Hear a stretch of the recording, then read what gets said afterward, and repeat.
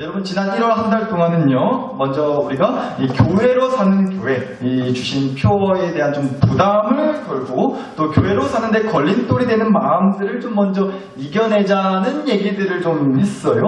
교회로 살아야 한다는 게요, 안 그래도 살기 쉽지 않은 인생의 또 하나의 부담이 될 수 있기 때문에 먼저는 우리 안에 이 믿음이 있어야 교회로 살자는 얘기가 절대 부담이 되지 않는다고 했잖아요. 이 믿음이 있어야. 어떤 믿음이요? 첫 번째로 교회로 살기 위해서는요, 일단은 우리에게 이 믿음이 필요한데, 첫 번째, 하나님이 나를 부여먹겠다는 게 아니라 나를 거두어 주시겠다는 거다라는 믿음이에요. 또 두 번째로, 하나님이 어떻게 교회로 사는 것인지를 하나님이 알려주시겠다, 하나님이 알려주신다라는 믿음 필요하다고 했어요. 그리고 셋째로, 우리를 그렇게 거두어 주시고 우리에게 알려주시는 그 하나님을 반석으로 두고 시작해야 된다, 이 얘기했습니다. 그리고 마지막 네 번째로는, 설령 그렇게 교회로 사는 인생에 어쩌면 우리가 바라고 기대한 화려한 열매가 없다 할지라도 절대로 낙심하지 말자고요. 왜요? 하나님이 포기하지 않으시고 예수님의 옷자락을 내 발 앞에 두셔서 나를 교회로 사는 인생이 되도록 하신 것 자체가 곧 열매이기 때문에 라는 얘기했습니다. 한 달 동안 얘기했어요. 지난 1월 한 달 동안. 그러니까 다 기억하시죠? 작년 1월이 아니라고요. 지난 1월 한 달 동안 이 얘기했어요. 다 기억하실 거라고 믿고 다시 한번 여쭤볼게요. 한번 해볼까요? 첫째, 뭐라고요? 어떤 믿음이 있어야 돼요? 하나님이 나를 부려먹겠다는 게 아니라, 자, 네, 알겠습니다. 여러분, 저 누군지 아시죠? 교회 목사인 건 기억하시죠? 여가 지금 교회인 건 아시겠죠? 그럼 됐어요. 안 그래도 기억할 거 봤는데 뭐 설교까지 기억을 해요? 감사합니다. 범사에 감사라고 하셨으니까 감사해요. 여하튼간에. 그래서 이제부터는요, 그럼 어떻게 사는 것이 교회로 사는 것인지를 한번 얘기해 보려고 해요. 그래서 첫 번째로 오늘은요, 예배에 대한 얘기를 해보려고 합니다. 예배요. 여러분, 이렇게 사는 것이 교회로 사는 거예요. 어떻게 사는 거냐면요, 바로 예배에 빠져 사는 것이 교회로 사는 거예요. 뭐에 빠져 사는 것이 교회로 사는 거라고요? 예배에 빠져 사는 것이 교회로 사는 거라고요. 예배에 빠져 사는 것이. 근데 여러분, 제 얘기 잘 들으셔야 돼요. 귀를 쫑긋 열고, 귀를 활짝 열고 잘 들으시라고요. 제가 방금 분명히 예배에 빠져 살자고 했지, 예배에 빠져 싹 차고 하지 않았어요. 사람이요, 자기가 듣고 싶은 대로 들린다잖아요. 예배에 빠져 살자고? 예배에 빠져 싹 차고? 옳다커니 목사가 대놓고 예배 빠졌어도 된다고 했으니까 이제 맘 놓고 예배 빠져도 되겠다고. 얘기가 또 요상하게 그렇게 흘러가면 안 됩니다. 잘 들으시라고 그랬어요. 예배에 빠져싹차가 아니라 예배에 빠져 살자고요. 예배에 빠져 살자고 했단 말이에요. 여러분, 예배에 빠져 살자는 말은요, 말 그대로 예배에 빠져서 살자는 얘기예요. 그러니까요, 어렵게 얘기할 것 없이요, 예배식, 이렇게 주일날 예배 한번 딱 드리고 끝! 이렇게 하지 말자는 거예요. 늘 예배에 빠져 있자는 거예요. 교회 나와서 앉아있다가는 1시간 반이 예배의 끝이 아니라 교회 밖에서도, 내 삶의 현장에서도 늘 계속해서 이 예배가 이어지도록, 늘 그렇게 예배에 좀 빠져 살도록 합시다, 이런 얘기 하는 거라고요. 그게 바로 교회로 사는 교회 식구의 모습이라는 거죠. 왜냐하면 로마서 12장 1절 말씀 보세요. 다시 봅니다. 그러므로 형제들아, 내가 하나님의 모든 자비하심으로 너희를 원하노니 너희 몸을 하나님이 기뻐하시는 거룩한 산 제물로 드리라. 여기요, 이는 너희가 드릴 뭐라고요? 영적 예배니라고 했단 말이에요. 말씀에서요, 우리 몸을 하나님께 제물로 드리라고 했단 말이에요. 다시 말해서 우리 몸, 그러니까 우리 삶을 하나님께 드려라, 이런 말이라고 했잖아요. 그런데 그렇게 우리의 몸, 우리의 삶을 하나님께 드리는 것 자체가, 그게 곧 뭐라고요? 영적 예배라고 말씀에 나온단 말이죠. 그러니까 내게 주어진 인생을 사는 것, 그러니까 내 삶을 사는 것과 예배를 드리는 것이 한 세트다라는 얘기. 예배는 예배고 사는 거죠. 이게 아니라는 말이에요. 하나님께서 내 몸을, 하나님께 내 몸을 제물로 드리는 것, 내 삶을 제물로 드리는 것, 이것이 곧 예배라고 말씀에 나와 있기 때문에 내가 내 인생 살다가 이렇게 주일날 한번 예배 하고 드리는 게 교회로 사는 게 아니고요. 내가 사는 것 자체가, 내가 사는 삶 자체가 예배가 되어야 된다, 이런 얘기 하는 거라고요. 여러분, 우리가 교회 왜 나와요? 여러분, 교회 왜 나오세요? 말해 뭐하냐고 잘생긴 목사 얼굴 보러 오지 라는 얘기 하지 마시라고. 뭐 다 아는 얘기니까, 그쵸? 네, 그런 얘기는 하지 마시고. 죄송합니다. 갈수록 납작이 두꺼워져가지고 저도 이렇게까지 분위기가 이럴 줄은 몰랐어요. 죄송해요. 근데 항상 말씀드리지만 이쯤 하면 그래도 한두 분은 아이 목사님 얼굴 보러 와요 라고 하는 분 계실 줄 알았는데, 아무리 시간을 들여도 그런 말 하시는 분이 있네요. 여튼 다시 질문 드릴게요. 여러분, 교회에 우리가 왜 나와요? 교회에 왜 나오세요? 우리 지금 뭐 하고 있어요? 예배 드리고 있잖아요. 그러니까 우리가 교회 왜 나온다? 어렵게 얘기할 거 없어요. 예배 드리러 나오는 거예요. 뭐 도와있고 이런저런 얘기할 수 있겠지만 저는 무엇보다 그래요. 교회는요, 함께 하나님을 예배 드리려고 나오는 거예요. 근데 여러분, 지금처럼 우리가 예배 드리고 돌아가면, 그래도 주일날 예배 드렸으니까 이렇게 예배 드리고 돌아가면 그걸로 교회로 사는 거다? 아니라는 얘기예요.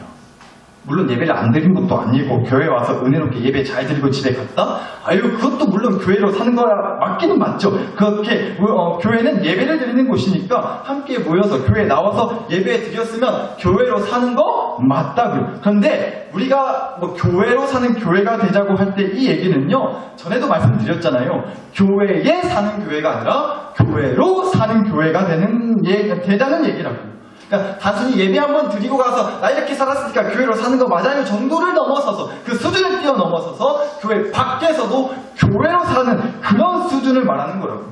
그러니까 교회 안에서만 교회로 사는 거 말고 교회 밖에서도 교회로 살자는 거예요. 따라서 교회에 와서 예배 드리고 사는 거 정도로 만족하지 말고 교회 밖에서도 늘 예배 드리고 늘 그렇게 예배 드리면서 사는 것, 앞서 말씀드렸듯이 예배에 빠져 사는 것, 아주 그냥 예배에 얼마나 빠졌는지 교회 밖에서도 예배 짱아찌가 되는 거, 이게 바로 교회로 사는 교회의 모습이라는 얘기예요. 여러분, 남자들 중에 잘생기고 똑똑하고 몸도 좋고 돈도 많고 집안 좋고 여자 말도 잘 들어주고 배려심도 넘치고 믿음 좋은 남자가 있어요 없어요? 있어요 없어요? 있어요. 여러분 집에 없어서 그렇지 어딘가 있대요. 나랑 같이 사는 그 인간이 안 그래서 그렇지 어딘가 있긴 있겠죠. 있단 말이에요. 근데 반대로 여자들 중에서 이쁘고 똑똑하고 싹싹하고 애교 많고 현모양처에다가 음식도 아주 맛깔나게 잘하고 남편 기사 알려주고 믿음 좋은 여자, 그런 여자 있어요 없어요? 있어요. 지금 표정 보니까 내 얘기하네 이런 표정이신 것 같아요. 몇 분이 심각합니다. 지금 기도가 필요해요 여러분. 아니요 우리 낯설게 식구 여러분, 여자분들은 다 그러신 분들이라고 믿어요. 이렇게 은혜롭게 넘어가야 될 것 같아요. 여튼간에 뭔 얘기 하려고 그러냐 여러분, 사실은 그렇죠. 실은 세상, 제가 뭐 우스갯소리로 한 거지만 그렇게 정말 흠잡을 데 하나 없고 누가 봐도 완벽하다 싶은 그런 뭔가 그 모든 것을 다 갖춘 완벽한 사람이 이 세상에 솔직히 있겠냐고요? 그렇지 않아요. 그래서 말씀드리는 거예요. 그래서 예배에 빠져 사시죠. 교회로 사는 교회 식구는 다른 무엇보다 먼저는요, 예배에 빠져 살아야 돼요. 왜냐하면 우리가 그렇게 완벽한 존재가 아니기 때문에 그래요.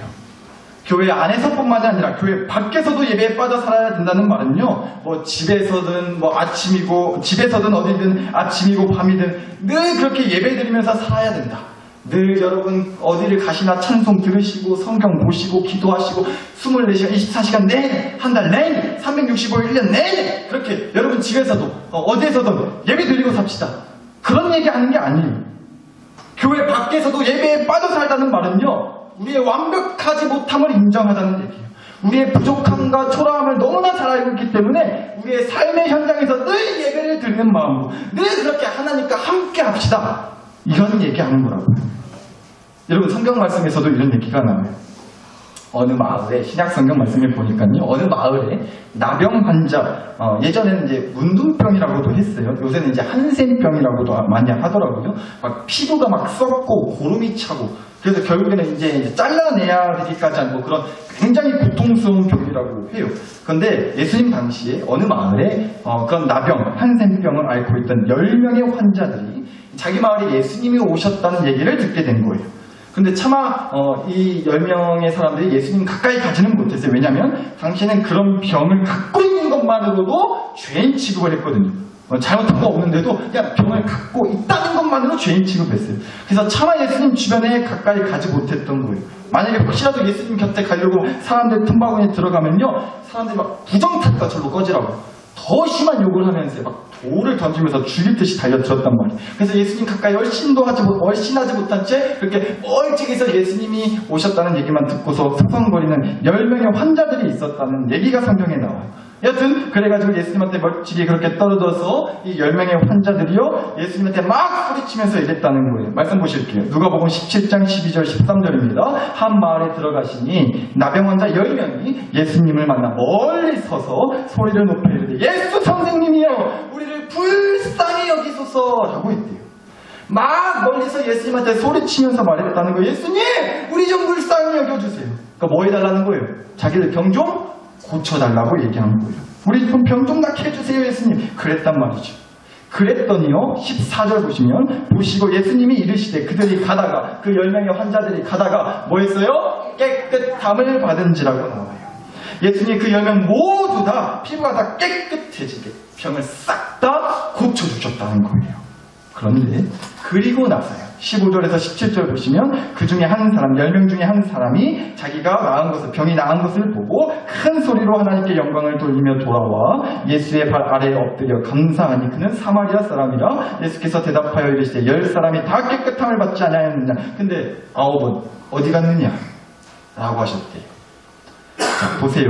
예수님 덕분에 자기들 병이 그 자리에서 싹 다 낫는 엄청난 놀라운 경험을 한 후에 예수님을 찾아와서 예수님께 감사하다고 인사한 사람이 10명 중에 몇 명이었다고요? 1명이었다고요. 여러분 만약이라고 했어요. 만약에 오늘 예배가 끝나고 여러분들이 이제 집에 가시려고 교회 계단을 내려가고 있는데 갑자기 여러분 핸드폰에 문자가 띡 하나 온 거예요. 그래서 봤더니 이미택님이 기어의 통장에 100만 원을 입금했습니다 라고 그렇게 만약에 문자가 왔다고 생각해보세요. 그러면 그 문자 보시고 도로 빠꾸 하셔가지고 저한테 달려오지 않으시겠어요? 저한테 오실 거죠? 보세요. 아무도 대답을 안 하시잖아요. 그래서 제가 안 드리는 거예요. 다시 한번 여쭤볼게요. 만약에 이따 예배 끝나고 교회 계단을 내려가시는데 여러분 핸드폰에 제가 100만 원 입금했다고 문자가 딱 뜨면 저한테 달려오시겠어요? 네. 이제 몇 번 대답하시는 거예요. 근데 늦었어요. 아까 대답하셨어요. 아까 대답하셨으면 제가 드리려고 했는데 진짜 아쉽게 됐습니다. 죄송합니다. 또 대도하는 얘기 해가지고. 근데 여러분 예를 든 거예요. 예를 목사가 한입 갖고 도말하는 게 아니고 앞에 성경 말씀에 대한 예를 든 거라고요. 그랬잖아요. 예수님한테 막 자기들 병을 고쳐달라고 소리쳤던 그 10명의 나병 환자들이요, 예수님한테 쉽게 말해서 핸드폰 문자 받은 거예요. 문자로 쭉 병 다 나았음 이러고 문자 받은 거라고요. 그런데 그 문자 받고 나서 병이 싹 정말로 다 나은 다음에 예수님한테 감사 인사하겠다고 찾아온 사람이 10명 중에 몇 명이었다고요? 올라가는 사람이었단 말이에요. 그 나머지 9명은 어쨌다는 거예요. 볼장 다 봤으니까 이제 예수님이 저는 필요가 있다 없다? 없다고요. 그러고 간 거예요.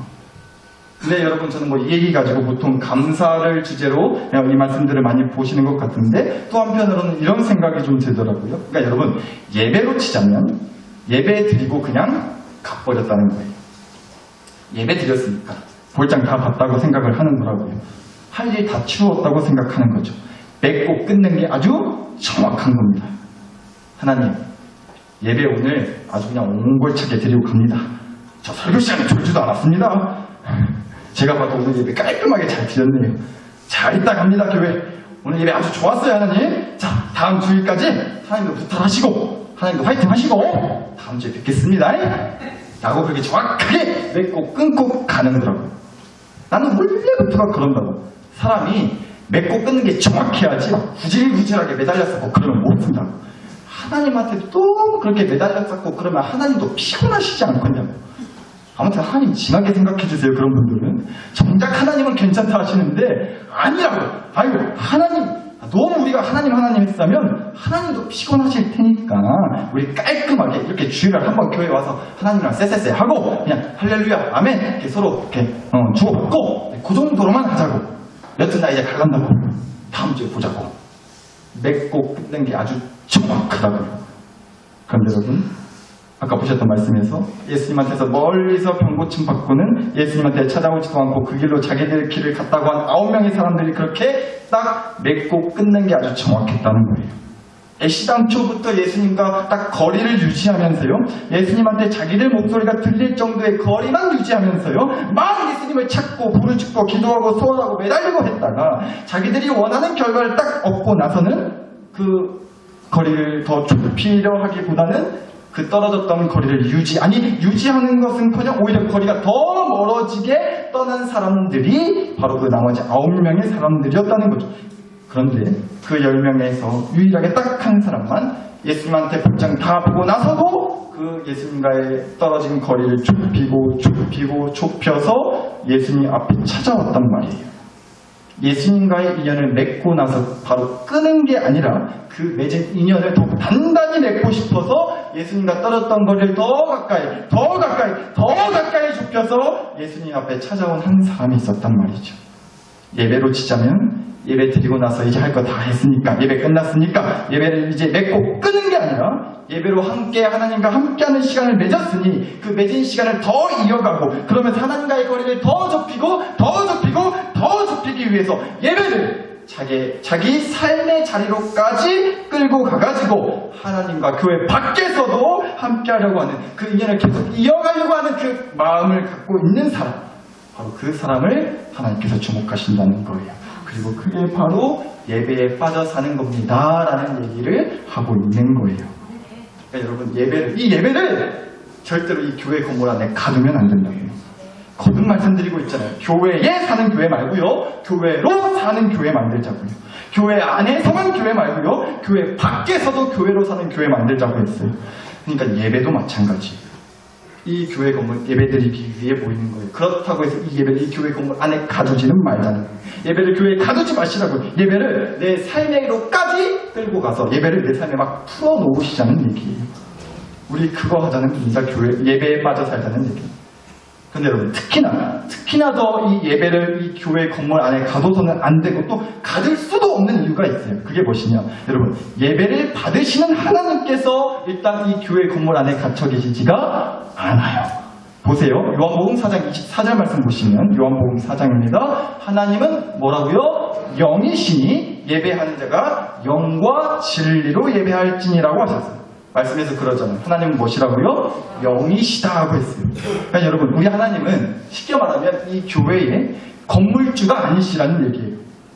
하나님이 이 교회 건물의 건물주시고 소유주셔서 주인장이셔서 우리한테 뭐 임대료 따박따박, 월세 따박따박, 그러니까 헌금인 거죠. 뭐 그런 돈 얼마 뜯어내겠다고 이 교회 건물의 건물주로 계시는 분이 아니라는 얘기예요.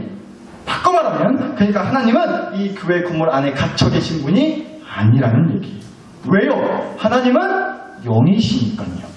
어딘가에, 누군가에, 무언가에 갇혀 계신 분이 아니란 말이에요. 그러니까 우리 하나님을 감히 이 교회 건물 안에 가둬서도 가둘 수도 없다는 겁니다. 하나님은 이 교회 건물 안에. 따라서 그렇기 때문에 영이신 하나님께 드리는 예배도 마찬가지. 그래서 예배가 영적 예배여야 한다고 하는 거예요. 영적 예배라는 거 뭐 어렵게 설명할 거 없어요. 한마디로 이런 얘기예요. 영이신 하나님이 받으시는 예배를 말하는 거예요. 영적 예배라는 것은 영이신 하나님과 통하는 예배를 말하는 거예요. 그게 바로 영적 예배라고요. 따라서 이 예배를 받으시는 영이신 하나님이 이 교회 건물 안에 갇혀있지 않기 때문에 우리의 예배 또한 이 교회 건물 안에 갇혀있어서는 안 된다라는 얘기라고요. 물론 이 교회 건물 중요하죠. 그런데 저는 믿는다고요. 하나님의 관심은 분명 여기에 더 큰 관심이 있다고 저는 믿어요. 교회 건물 밖에서 우리 몸뚱아리, 우리의 삶의 현장에 교회로 사는 교회 건물을 잘 짓고 있는지, 이 교회 건물 말고도 우리의 삶의 현장에 교회로 사는 교회 건물 잘 짓고 있는지, 삶의 현장에서도 영이신 하나님과 통하는 예배의 삶을 잘 살고 있는지, 여기에 더 큰 관심이 있으시다고 저는 믿는다고요.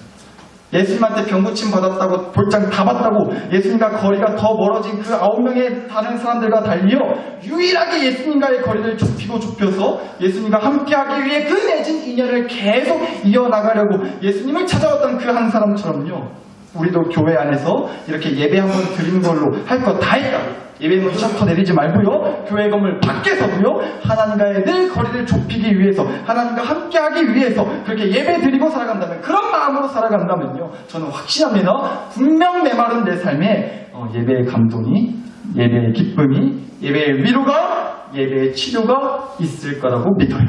아멘. 근데 마지막 한 가지 질문이요. 근데 여러분, 그래서 말인데, 예배가 정말 기쁨이 되세요? 예배에 감동이 있으시냐고요, 예배. 예배를 드리면 어수선했던 내 마음에 잔잔한 평안이 찾아오고 뭔가 좀 속이 시원하다, 뻥 뚫린다는 그런 위로와 기쁨이 있냐는 거예요, 예배를 드리면. 여러분, 솔직히 우리가 좀 그런 거 있는 것 같아요. 알게 모르게 이 예배가 일이 되고 짐이 된단 말이에요. 예배가 일 같고 짐처럼 느껴질 때가 있단 말이에요. 여러분, 물론 다 절대로 그런 건 아니에요. 근데 한국 사람들이 단체로 특히나 어디 해외여행을 가고 그러면요, 이런다고 하더라고요. 어디 해외에 유명한 관광지라고 해석하면요, 다들 그런다는 게 한국 사람들. 빨리빨리 치고 가자고. 퍼뜩퍼뜩 쓰라고. 자. 하나, 둘, 셋. 김치. 자, 이제 갑시다. 이런다는 거예요. 외국 사람들은요, 경치 보고 다 보고, 뜯고 씹고 맛보고 즐기고 할 거 다 해요. 근데 한국 사람들은요, 사진 찍었으면 할 거 다 했으니까 얼른 가자고 하는 거예요. 왜요? 다음 코스 있으니까. 빨리 다음 코스 가야 되니까. 한국 사람들이 좀 그런데요.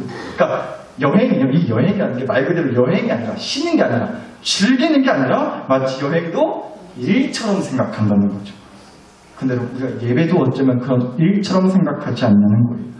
예배도 후딱 얼른 그리고 가자고. 오늘 예배 한탕 꼈으니까 다음번 예배까지는 이제 예배 걱정 안 해도 쓰겠으니까 빨리 이제 예배 드리고 빨리 하고 가자고. 좀 우리 안에 마치 예배를 어떤 일처럼 생각하는 그런 마음이 알게 모르게 있지 않냐는 거예요. 그러면요, 어쩔 수 없어요. 예배 당연히 그런 마음으로 드리는 예배에 무슨 감동이 있고 무슨 위로가 있고 무슨 기쁨과 평안이 있겠냐고요. 그럴 수 없는 거죠. 그냥 딱 지워버려야 되는 일이 되고 짐처럼 느껴질 수밖에 없다는 겁니다.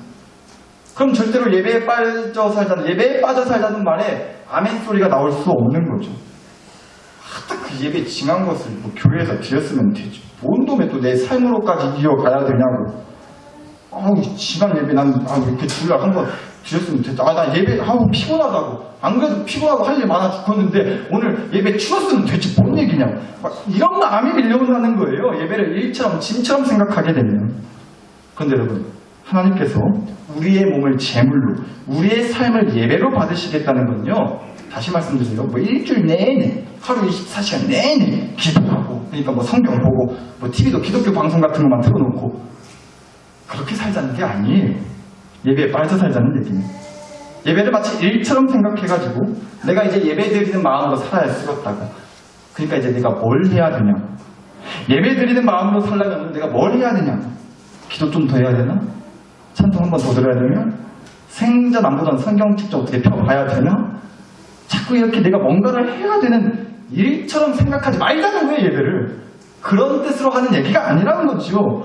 예배 드리는 마음으로 살자, 예배에 빠져 살자는 건 그런 뜻이 아니란 말이에요. 내 삶을 예배로 드리기 위해서 내가 뭘 해야 된다가 아니라 말 그대로 내 삶을 제물로 드립시다. 이 얘기하는 거예요. 그렇잖아요. 재물이 무슨 힘이 있어요? 재물이에요, 재물. 재물이 무슨 힘이 있냐고요. 당연히 재물이니까 할 수 있는 게 하나도 없는 거죠. 근데 바로 그거 하자는 거예요. 그러니까 재물이 되자는 건 바꿔 말하자면요. 자, 하나님, 제가 교회 밖에서도 제사, 예배 드리겠습니다. 그리고 이 제사의 예물, 이 제사의 재물, 그리고 이 예배의 헌금은 다름 아닌 제 몸뚱입니다. 제 삶입니다. 제 몸뚱이, 제 삶을 이 교회 밖 제사에서 제물로, 교회 밖 예배에서 헌금으로 드리겠습니다. 제 몸뚱이를, 제 삶을.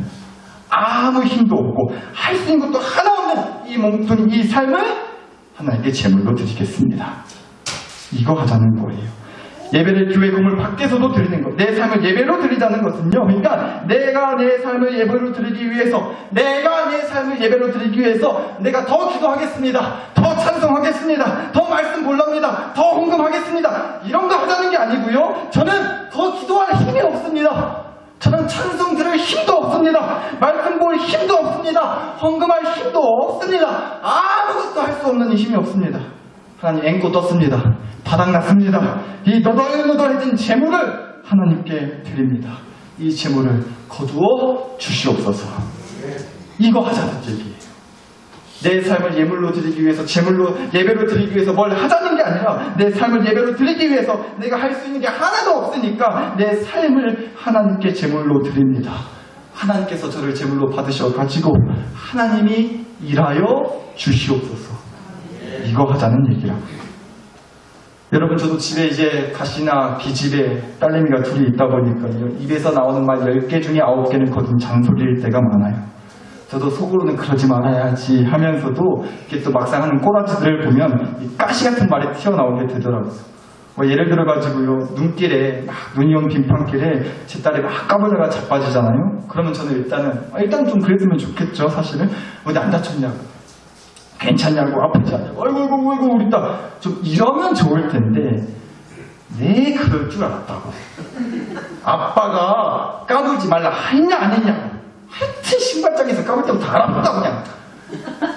솔직히 이렇게 얘기할 때가 많더라고요. 죄송한 목사가 똑같아요. 그렇게 얘기할 때가 사실 많더라고요. 근데 여러분, 혹시라도 우리가 좀 어쩌면 그렇게 생각하는 건 아닌지 한번 따져보자는 거예요.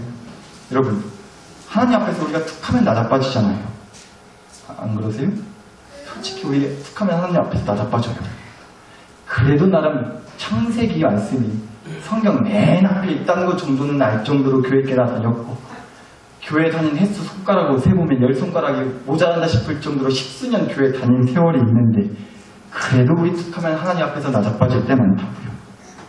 이런저런 시험에, 유혹에, 고난에 우리는 툭하면 자빠지고 구르고 깨지고 상처나고 피 흘리고 그런다는 거죠. 그런데 여러분, 우리가 그렇게 자빠질 때마다 아버지 되시는 우리 하나님께서는 이렇게 얘기하시겠어요. 하여튼 내가 네 그럴 줄 알았다고. 내가 조심하라 했냐 안 했냐?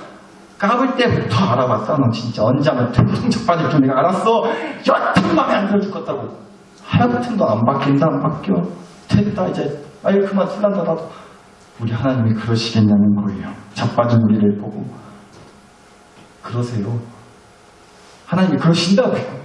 하나님 호락호락하신 분 아닙니다. 우리가 그렇게 잘못하면 된통 혼내시고 화내세요. 뭐라 하신다고요. 그런데 여러분, 그런데 저는 믿어요. 그럼에도 우리 하나님은요, 우리의 자빠짐까지 예배로 받으실 거라고 저는 믿어요. 여러분, 주일날 교회 나와서 예배 드리실 때 혹시 이러신 분 계세요?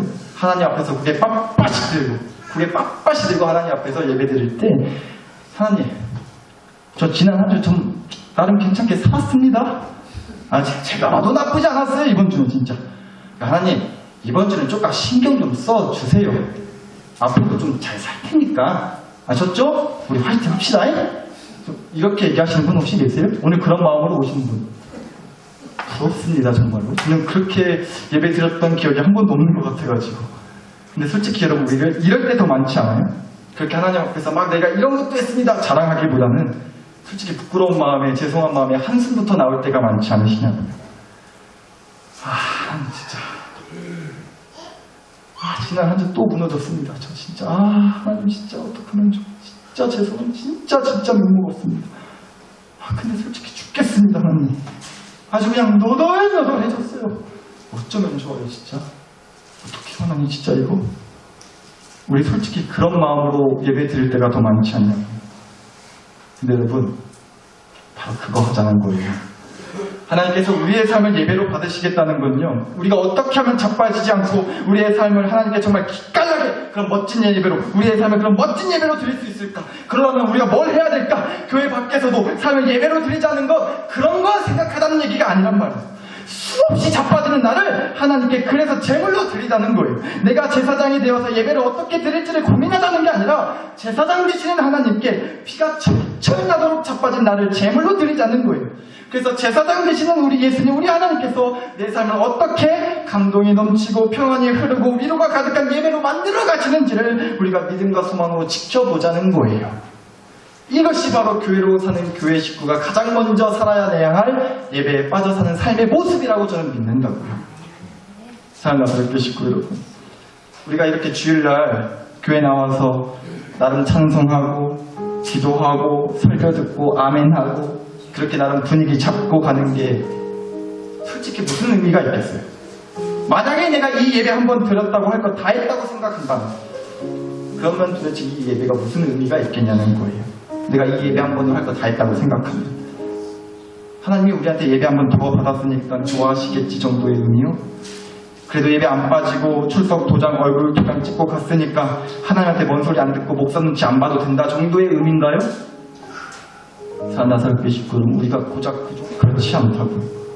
이 예배를 내 삶 속으로 끌고 들어가기 위해서, 이 예배를 내 삶 속으로 끌고 들어가기 위해서 우리가 오늘도 이 예배를 드려야 되는 거라고. 왜요? 말씀드렸지만 사는 게 정말 그지 같거든요. 지랄 맞거든요. 사는 게 열불나고 확딱 지나서 아주 그냥 죽겠다 싶거든요. 못 살겠거든요. 숨이 툭툭 막히거든요. 사는 게 무슨 의미가 있나. 숨이 붙어있으니까 사는 거지. 아무런 소망도 없이 그냥 죽어가고 있거든요. 그래서 그런 내 삶에 이 예배를 끌고 가려고 우리가 이 교회에서 먼저 예배를 시작하는 것뿐이에요. 내 삶의 예배를 그저 이 교회에서 시작하는 것뿐이라고. 오늘 교회에서 예배 시작하고 교회에서 예배 이제 끝! 이러자는 게 아니라 이 예배에서부터 시작해서 내 삶으로 예배를 끌고 들어가려고 교회 건물 밖에 내 삶 속에서도 계속 예배가 드려지고 계속 찬송이 울려 퍼지고 계속 기도가 멈추지 않고 계속 말씀이 묵상되는 그 은혜를 내 삶 가운데 계속 이어지도록 하기 위해서 오늘 이렇게 먼저 교회에서 예배 시작하는 것뿐이라고요.